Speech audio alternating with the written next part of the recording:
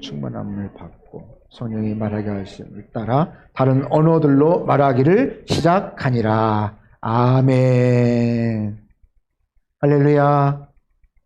오늘은 맥주 감사주일로 지킵니다. 우리가 이제 지난 오후 예배 시간에 이스라엘의 절기에 대해서 배웠었죠. 7대 절기. 그 중에서도 이스라엘의 3대 절기가 뭐였습니까? 유월절과 오순절과 그리고 수장절이었죠. 예, 이제 오순절, 중간에는 이 오순절이 바로 이제 7.7절, 또 오순절, 맥추절로 우리가 지켜지게 되어집니다.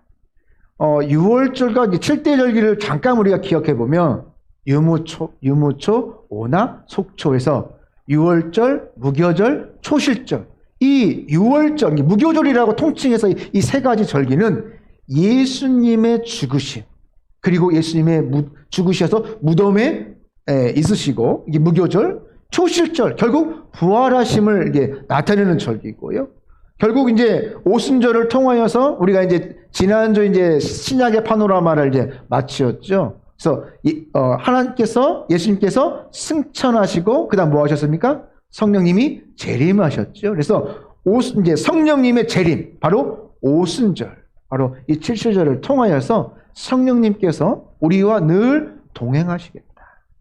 구약 성경에서는 이 절기 때에 무엇을, 이 오순절은 이제 신약에서만 나타나고, 그렇다면 구약에서는 모세를 통하여서 이때 무엇을 주셨다고 말씀드렸죠? 율법. 예, 모세를 통하여서 율법을 주셨고, 또 신약에서는 하나님께서 예수 그리스도를 통하여서 내가 너희와 함께 하겠다, 늘 너희와 동행하겠다, 오순절 성님의 강림의 사건을 우리에게 허락하여 주셨습니다. 오늘은 특별히 맥주 감사주일인데 1년 이제 절반을 지내면서 하나님이 주신 그 은혜를 감사하고, 추수감사주일 어떻게 보면 한 해에 우리의 지켜주신 그 은혜를 감사하는 그런 절기라고 할 수 있습니다. 모든 절기는 예수 그리스도를 향하고 있습니다. 그래서 이 시간 다시 한번 이 절기를 통하여서 하나님의 은혜를 기억하고 다시 한번 그 은혜를 회복하는 믿음의 시간이 되기를 바랍니다. 왜 예배 가운데 이 모든 것이 다 포함되어져 있는데 왜 절기를 지킵니까? 절기가 필요 없습니다 라고 말하는 사람도 있을 수 있습니다. 뭐 그 사람이 이상한 것도 아닙니다. 하지만 우리가 다시 한번 기억할 것은 지키라라고 말씀하실 때는 다 이유가 있다라는 것입니다. 우리 인간은 망각의 동물이에요. 잊어버린다는 사실입니다. 하나님의 은혜를 잃어버린다는 사실이에요. 그래서 이 절기를 통하여서, 유월절을 통하여서 하나님의 은혜가 아니고서는, 예수 그리스도의 피가 아니고서는 우리가 결코 구원받을 수 없음을, 그리고 그 부활을 통하여서 성령님의 강림을 통하여서 늘 하나님의 은혜를 동행함으로 살아가야 결국은 우리가 하나님의 재림, 장막절, 그 은혜로 나아갈 수 있다라는 사실입니다. 오늘 주신 말씀 사도행전 2장 1절에서 4절 말씀을 통하여서 성령을 체험하려며 이라는 말씀의 제목으로 함께 은혜를 나누기를 원합니다.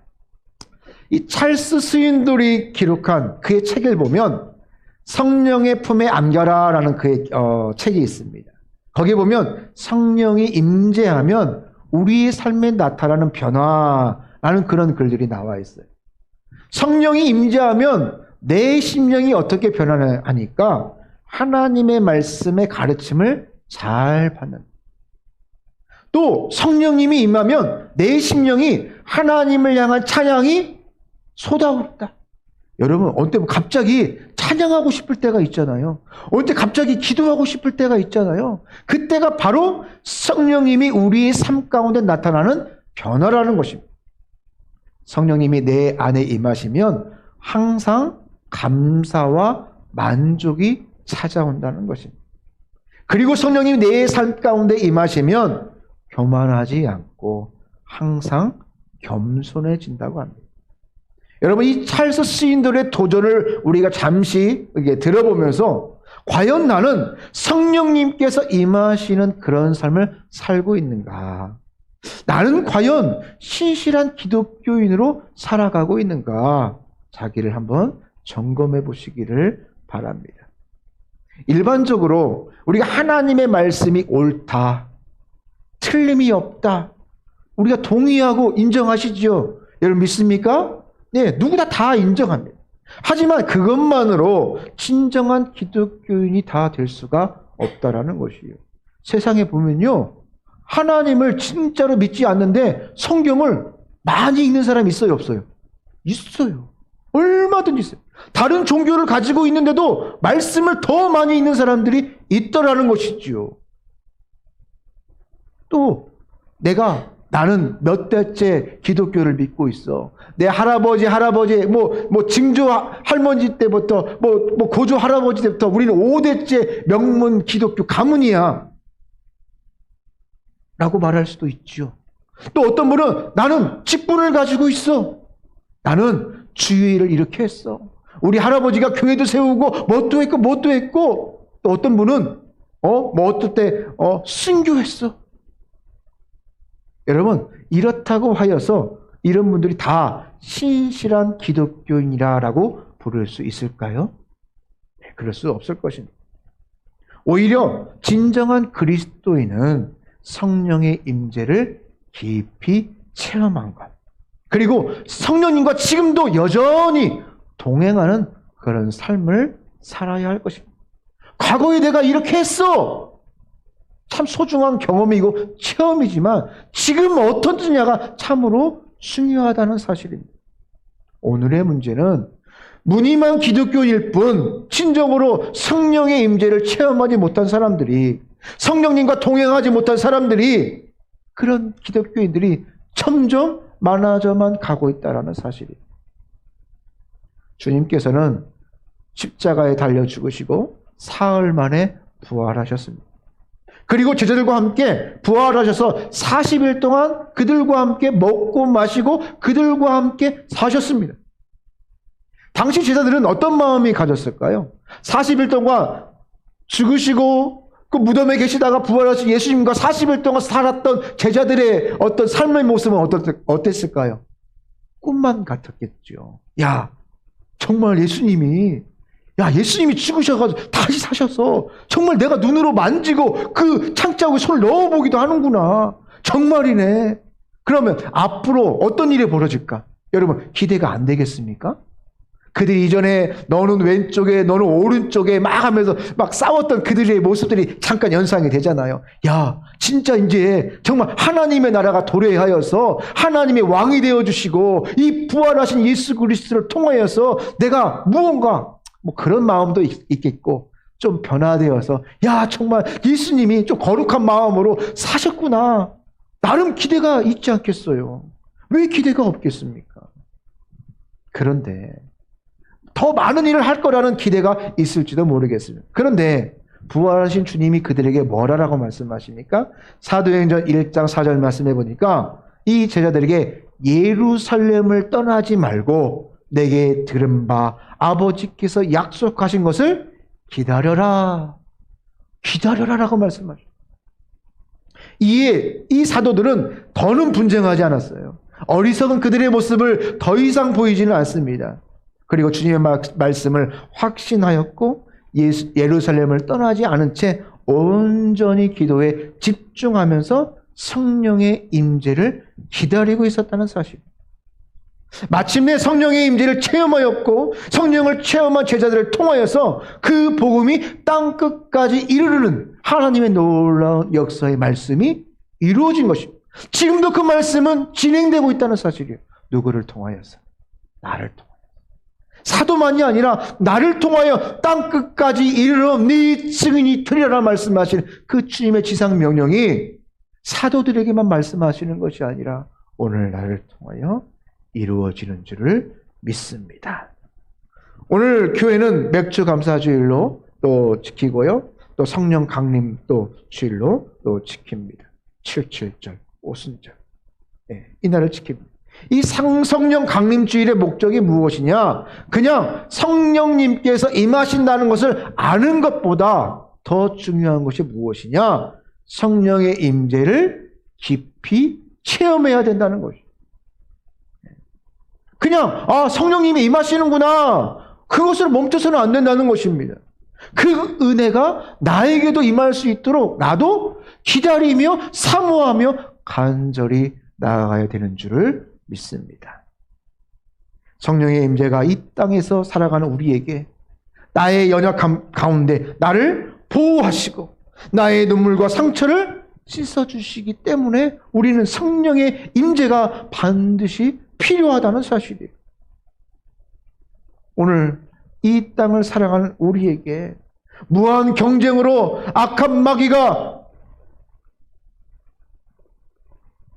우리를 미혹하여도 찬송가 438장의 찬양처럼 높은 산이 거친 들이 조막이나 궁궐이나 내 주위에서 모신 곳이 그 어디냐?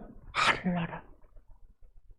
부족해도 성령님의 임재를 깊이 체험한다면 적어도 우리가 이 땅 그 어느 곳에 있을지라도 그 예수를 모신 그곳 그 어디가 바로 하나님의 나라를 이룰 수 있다라는 사실입니다.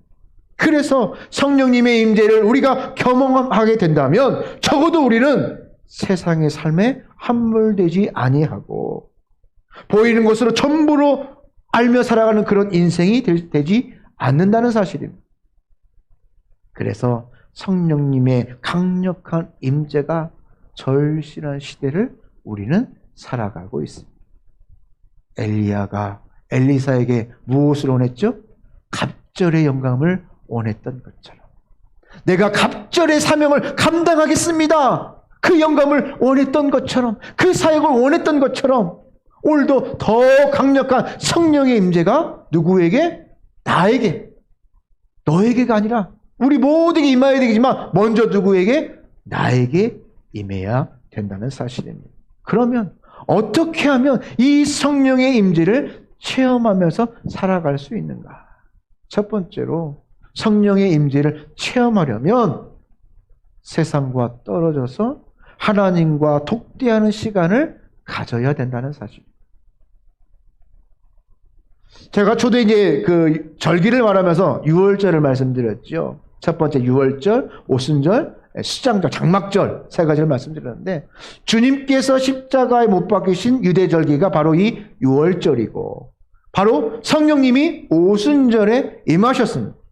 77절이에요. 그래서 이 유월절이 이제 지나고 이제 일곱 번째 주 77에 49. 그 다음 그 주가 바로 오순절이 되어집니다. 시간상 자 아까 예수님이 제자들과 며칠 같이 있었다고 했어요? 40일 같이 있었다고 했죠. 그러면 오순절은 며칠이에요? 50일이잖아요. 그러면 차이가 몇이 나요? 10일이 차이 나는 거죠. 예, 그렇죠. 그러면 10일 동안은 뭐 하라는 거예요? 뭐 한 거예요, 이들이? 기다린 거예요. 기다려라. 예루살렘을 떠나지 말고 기다려라. 그런데 이들이 그 날짜가 10일인지 알았을까요? 몰랐을까요? 몰랐겠죠. 예. 그냥 기다려라 라고 말씀하셨지 너희들이 뭐 10일 동안 일주일 동안 며칠 동안 기다려라 말씀하신 것이 아니라 기다려라 라고 말씀. 주님께서 부활하신 후 40일 동안 제자들과 동행하셨기 때문에 바로 우리가 방금 말했던 것처럼 오순절이 되기까지는 이 10일간 동안 차이가 나요. 이 동안 무엇을 했느냐? 바로 이 10일 동안 기도에 전념하면서 성령님의 임재를 체험했다는 사실. 특별히 사도행전 1장 14절 말씀해 보니까 이들이 오로지 기도에 힘썼다라고 말씀. 오로지 기도에 힘썼다. 옛날 성경에 보면 전혀 기도에 힘썼다. 다른 것을 바라보지 아니하고 오로지 기도에 힘썼다. 만일 여러분 120명의 성도가 열흘 동안 낮에는 일하다가 저녁에 이제 퇴근하고 기도하러 온 곳을 여러분 오로지 기도했다라고 표현할 수 있을까요? 아니겠죠. 그 좀 어떻게 좀 심하게 말하면 사기지요. 그렇죠? 오로지라는 것은 낮에도 저녁에도 하나님께 기도하며 나아갔다는 것입니다. 오로지라는 말입니다. 당시 120명의 성도는 모든 세상에서 해야 될 일을 뒤로 하고 그러니까 세상과 떨어져서 기도와 말씀으로 전념하며 집중하며 하나님께로 나아갔다는 사실입니다. 그렇게 세상과 떨어져서 하나님 앞에 나아갈 때, 하나님 앞에 독대하며 나아갈 때 영적으로 집중하였기에 그들은 성령의 임재를 체험할 수 있었다는 것입니다. 내가 할 일 다 하고 볼 일 다 본 다음에 약속 다 잡고 짜투리 시간에 하나님 만나주세요 라고 만난 것이 아니라는 것이, 내 모든 것들을 다 뒤로 하고 하나님 앞에 나아갈 때 하나님께서 만나주셨다는 사실, 성령의 강력한 임재로 만나주셨다는 사실입니다. 우리는 참 바쁜 삶을 살아가고 있습니다. 그렇지요. 참 우리 한국 사람처럼 부지런한 사람이 없어요. 참, 그리고 일도 잘해요. 일머리도 참 좋아요. 제가 이스라엘에서 할 수 있는 일을 제가 나름 많이 해봤어요. 왜 많이 해봤느냐? 제가 거기 키부츠에서 살았고, 또 키부츠에 나와서 또 이 블랙잡이라고 해가지고 이 이스라엘 용역 사무실 같은 곳에 거의 이제 나가서 일을 해봤어요. 그러니까 일이 내가 원하는 일도 있고, 여러분 이 용역 사무실 나가보셨나요? 저는 옛날 이제 우리 성지교회가 저기 그 상가 건물 2층에 있을 때, 그리고 3층에 사택에 있을 때, 제가 그때 거의 한 2달 동안을 이제 학교 복학하기 전에 2달여가 시간이 있어가지고 2달여를 이 용역 사무실을 나갔습니다. 근데 올해 여름이 참 일찍 찾아왔죠. 뉴스 보니까 한 18일 정도 무더위가 찾아왔다. 근데요, 그때 한 96년도 그 여름이 진짜 더웠어요. 얼마나 더웠는지 정말 지금도 기억이 생생합니다. 정말 진짜 더워도 그렇게 더운 여름이 없어요. 96년도, 97년도 그 여름이 더웠어요. 그리고 98년도 겨울에는 정말 눈도 많이 왔었고요. 그러니까 나가보면 별의별 일을 다 해요. 제가 한번 세어보니까 그때 내가 무슨 일을 해보니까 한 37가지 정도 일을 했더라고요. 그러니까 맨날 난리를. 제가 이스라엘에도 그렇게 일을 나가봤어요. 보면 우리 한국 청년들이 나가면 일을 잘할까요? 못할까요?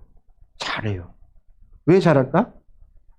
다 부지런하고 또 열심히 하고 또 군대 갔다 왔기 때문에 기본적으로 삽질 하여튼 일을 시켜놓으면 다 잘해. 잘하니까 옆에 있는 사람들이 힘들어. 그래서 이제 보통 이제 일을 나가보면 누가 많이 나와 있냐면 중국 이제 친구들이 같이 일을 해요. 그래서 그 당시에 시급이 우리나라에서 1,700원 그때 편의점 1,500원 받을 때 그 당시 이스라엘 시급이 5,000원을 줬어요. 5,000원. 많이 줬죠. 우리나라보다 거의 3배를 줬으니까. 그러니까 집에 안 돌아오고 거기서 알바를 좀 하다가 유럽 여행할 수 있는 돈이 생기는 거예요. 그래서 한 보름 정도만 하면 유럽을 여행할 수 있는 돈이 생기니까 마지막에 나가서 일을 딱 하고 유럽을 여행을 하고 집에 오면 그냥 돈 손 안 벌려도 여행을 할 수 있는. 근데 저도 이제 보통 그래서 거기 일을 그렇게 하고 돌아왔습니다. 참 부지런하고 열심히 일을 합니다. 그래서 한국 사람 일을 시키면요, 다른 데를 안 보내려고 그래요. 저도 키부츠에서 일을 하는데 처음에 딱 데려간 데가 부엌이죠. 부엌에서 칼질하고 막 하는데 제가 칼질을 잘했을까요? 못했을까요? 제 한국 그 동생하고 둘이서 칼질을 했는데 나름대로 잘했나 봐. 그래서 우리도 여기서 경험하러 왔지 우리가 일하러 왔냐, 발런티어로 갔으니까 우리 다른 데로 보내달라고 하니까 이 부엌 총 보스가 우리에게 찾아와가지고 너희는 제발 여기 남아있어라. 다른 데를 가지 말고 그 대신에 너희에게 특권을 주는데 무슨 특권이냐? 거기는 이제 한 3,000명 정도가 먹는 냉장고가 있어요. 냉장고가 보통 방인데 우리 교회에 또 사무실만한 방이 좀 큰 방이 한 대여섯 개가 있는 거예요. 야채 방이 그만한 냉장고 방이 되는 거예요. 거기 가서 너희들이 원하고 싶은 물건, 식자재는 갈 때 뭐든지 다 가져가요. 그래서 우리가 끝나면 우리가 먹고 싶으면 닭 몇 마리, 야채, 소세지, 다 가져가려는 특권을 우리에게 줬어요. 그 대신에 너희는 일을 여기서 해라. 일을 옮겨달라고 하죠. 그 정도로 우리가 그 사람들에게 인정을 받고 일을 잘하니까. 그러니까 한국 사람들은 일을 잘해요. 그리고 열심히 해요. 두세 가지 일을 줘도 그냥 다 잘 감당을 합니다. 열심히 살아. 그런데 그것이 때로는 우리에게 좋은 점이 될 수도 있지만 때로는 그것이 우리에게 독이 될 수도 있다는 사실. 너무 바쁘고 너무 피곤하니까 하나님을 바라보고 하나님께 나아가는 시간들이 줄어든다는 사실. 말씀을 묵상하고 기도하고 하는 일들을 빼앗긴다는 사실입니다.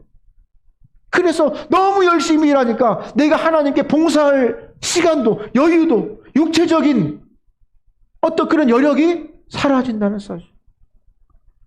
하루하루 너무 열심히 살아간다는 사실. 오늘 우리의 심각한 문제가 어디냐면 매일매일 우리의 가진 것들을 다 쏟아내고, 그러니까 마치 진액을 쏟아부어요. 열심히 일하는 건 좋은데 진액을 쏟아부으면 나중에 어떻게 돼요? 탈진해요. 탈진해.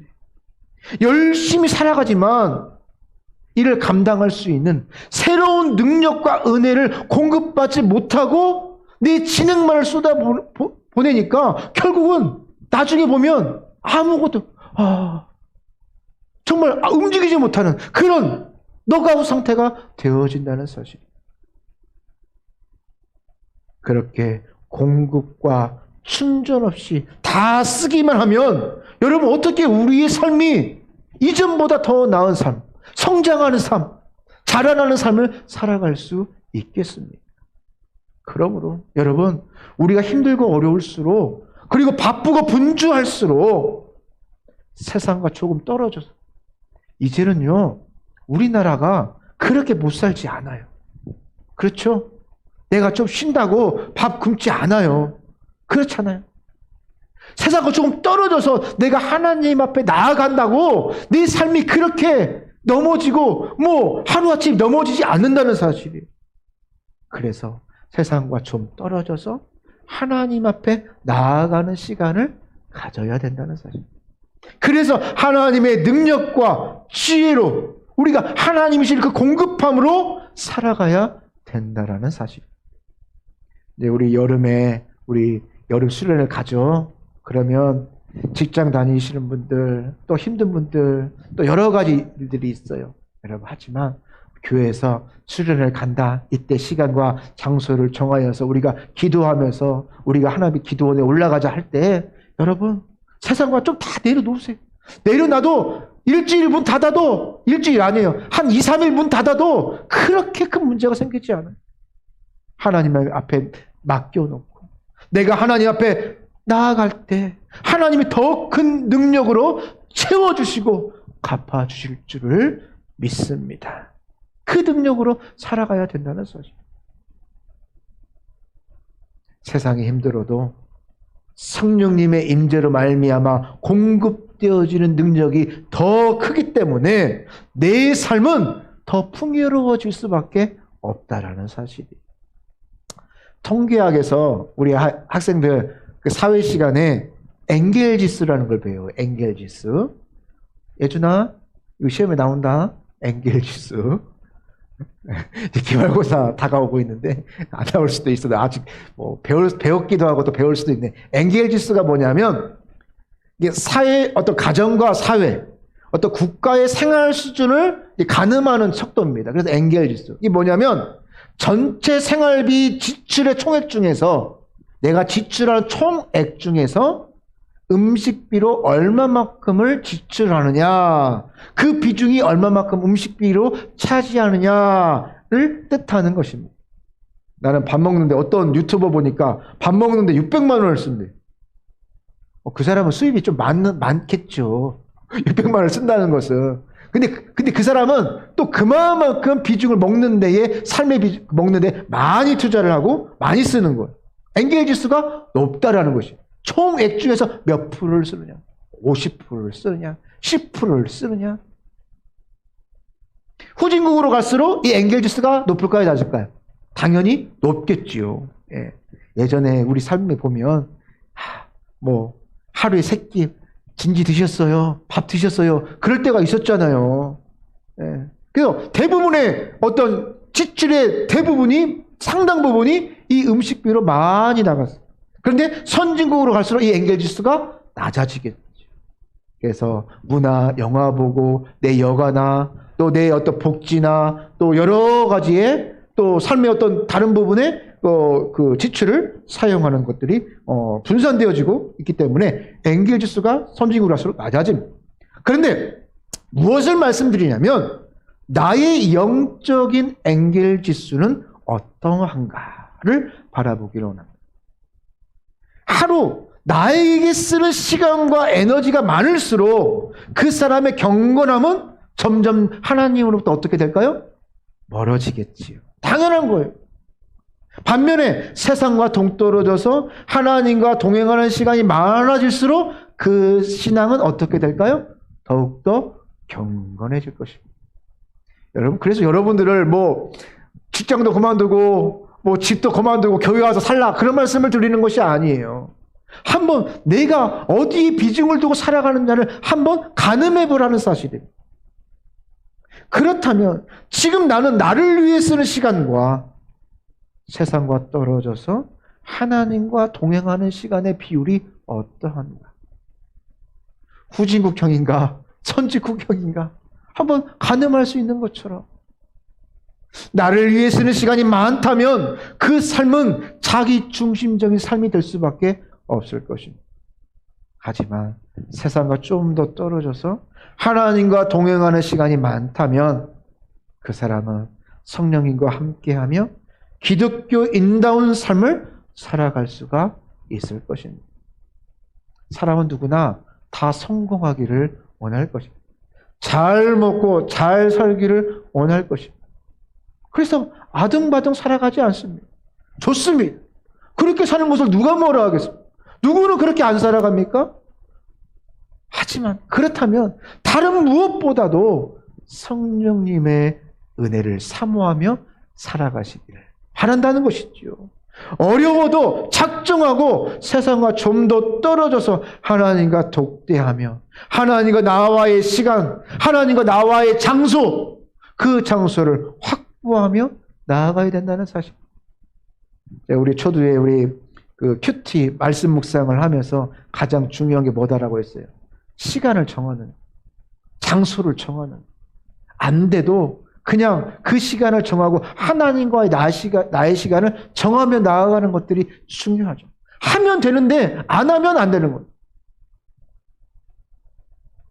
그래서 나를 새롭게 채워주시는 성령님의 은혜와 위로를 통하여서 그 은혜를 경험하게 된다면, 체험하게 된다면 우리의 삶은 더욱더 풍성해질 수가 있다라는 사실입니다.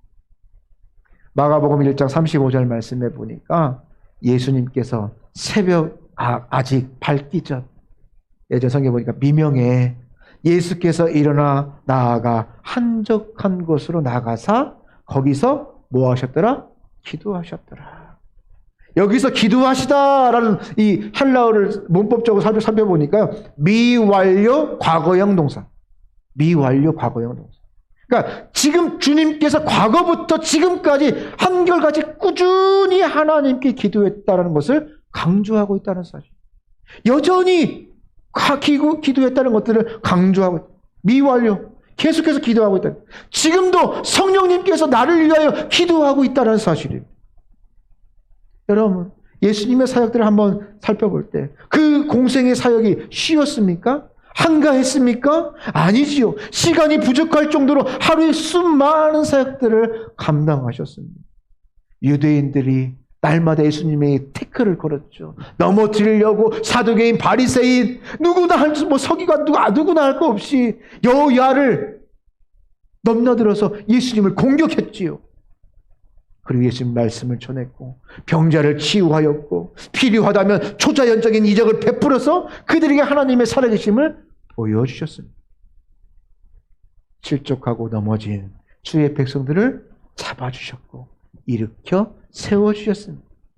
주님은 그렇게 치열한 일생을 살아가시는 그런 삶 가운데서도 끊임없이 세상과 떨어져서 한적한 곳으로 가셔서 하나님의 은혜를 공급받는 시간을 받으셨다는 사실이에요. 그렇다면 주님도 이처럼 세상과 떨어져서 하나님과 독대하면서 그 은혜를 강구하고 그 은혜를 공급받았다면 여러분 생각해 보세요. 연약하고 부족한 나는 어떠해야 되겠습니까? 더 많은 공급을 받아야 되겠지요. 한 번뿐인 우리 인생이 이전보다 더 큰 은혜로 채워지기를 원한다면 성령님의 임재가 반드시 필요하다는 사실.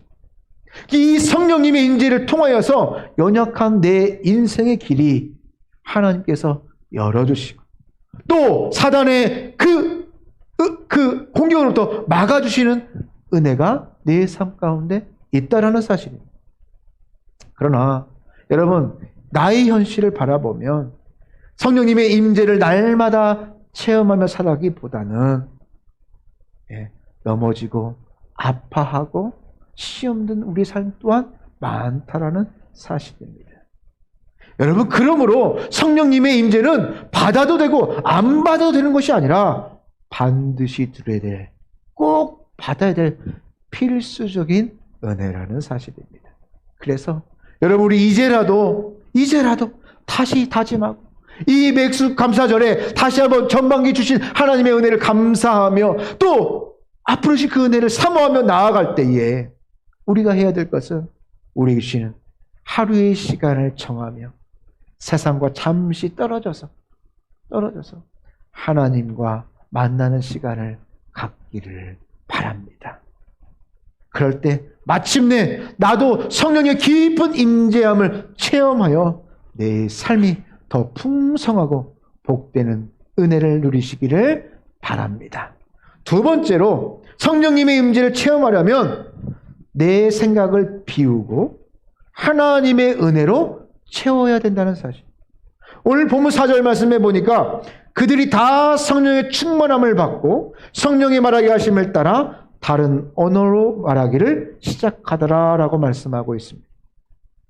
여기서 보면 일부가 아니에요.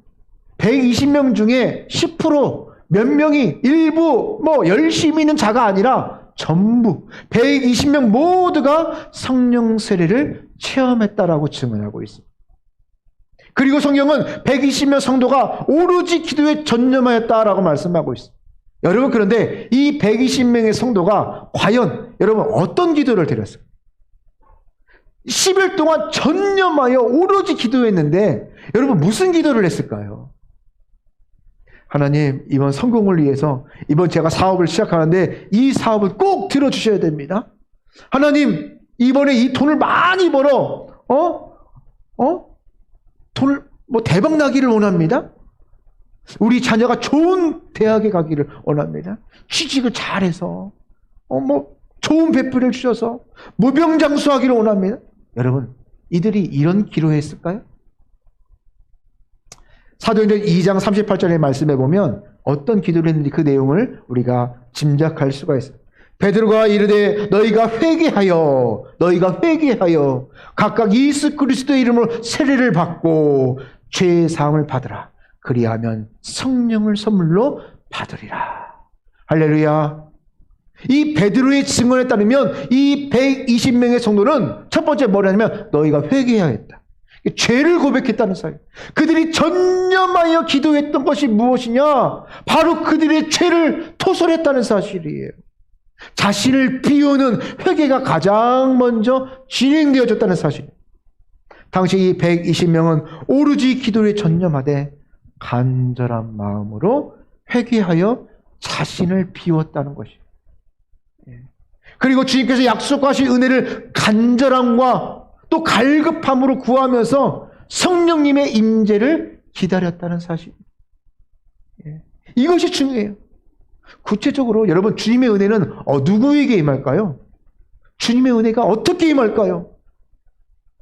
만약 그 은혜가 내 안에 내 자아나 세상의 악함과 죄악이 가득하다면 그 안에 하나님의 주님의 그 은혜가 임할 수 있을까요? 공존할 수 있을까요? 절대로 임할 수도 없고 임하지도 않을 것입니다. 그래서 실제로 나를 비우지 않는 기도는요, 그 어떤 것들 채울 수가 없어요. 채운 것 같지만 다시 과거로 돌아가는 악순환이 반복될 수밖에 없다라는 사실. 그래서 먼저 내 죄를 통하여 내 죄를 회개함으로 나를 비우는 작업이 먼저 되어져야 되는 것이에요. 문제는 성령의 인도하심보다는 여전히 내 생각, 내 아집, 세상의 상식이 내 삶을 주관하고 있다는 사실. 회개가 무엇입니까? 이처럼 내 삶에 채워진 것이 무엇인가를 한번 살펴보고 나를 인도하는, 나를 주관하고 있는 것들을 바꾸는 거예요. 세상이 나를 주관하고 있다면, 악한 사단이 나를 주관하고 있다면 바꾸어야 비로소 새롭게 변화될 수 있다는 사실. 그것이 바로 회개인 것입니다. 그러므로 더 큰 은혜를 사모한다면 더 간절하고 온전하게 내 죄를 고백하고 내어놓는 회개가 필요하다는 사실입니다. 그러나 오늘날 우리는 머리로만 회개를 하려고 합니다. 실제 삶을 보면 하나님과 무관한 그런 삶을 산 경우가 너무나도 많아. 미안해. 야, 가서 사과하고 화해 했더니 미안해 하고 와. 그럼 뭐라고 애들이? 진정성이 안 느껴져. 다 알아요.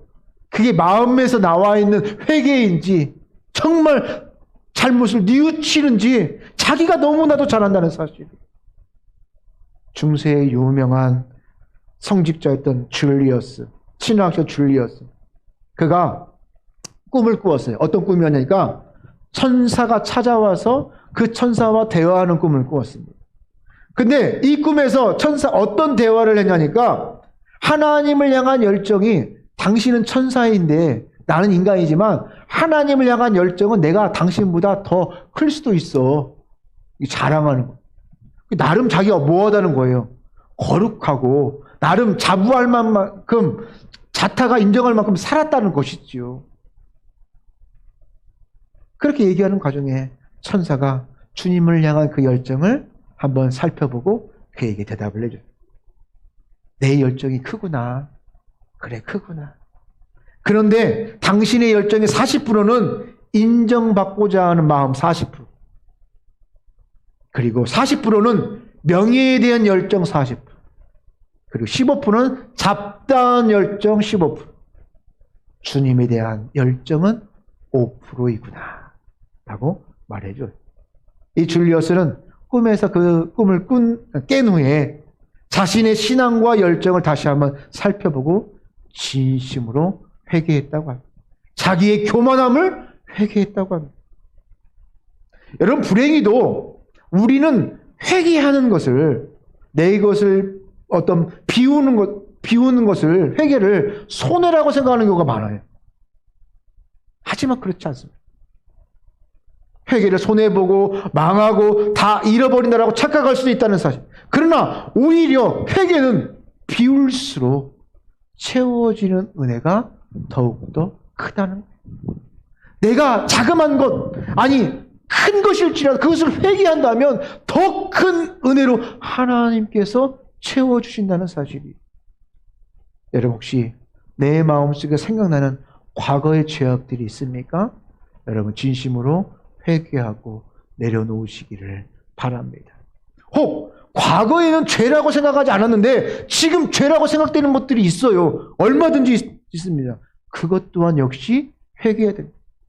예전엔 그것이 선이라고 생각해서 그렇게 말했는데 나중에 생각해 보니까 그 사람에게 그게 위로가 아니었구나. 그에게 상처였겠구나라는 것들이 얼마든지 있다는 사실이에요. 그것도 역시 회개해야 될 것입니다. 또한 지금 내 삶 속에서 하나님께서 기뻐하지 않는 것들, 또 그렇게 생각되는 어떤 언행들, 또 그런 선택들이 있다면 이건 역시 진심으로 회개함으로 또 나의 속사람을 비워야 할 것입니다.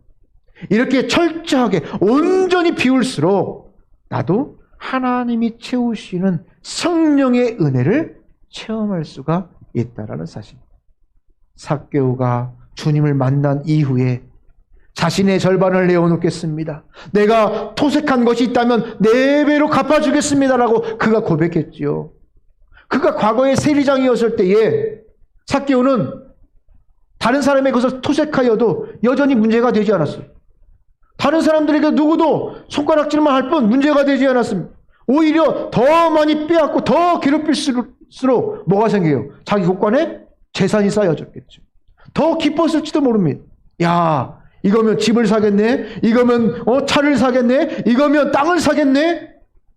그러나 삭개오는 이제 예수님을 만난 이후에 과거에 했던 자기의 모든 행함이 죄악임을 깨닫고 주님 앞에서 진심으로 회개했다라는 것입니다. 회개한 삭개오를 주님은 아브라함의 자손으로 그를 인정해 주었습니다. 그렇다면 여러분, 주님을 만나기 전과 만난 후의 삭개오, 여러분 삭개오는 어떤 삶이 행복했을까요? 여러분 어떤 삶이 행복해요?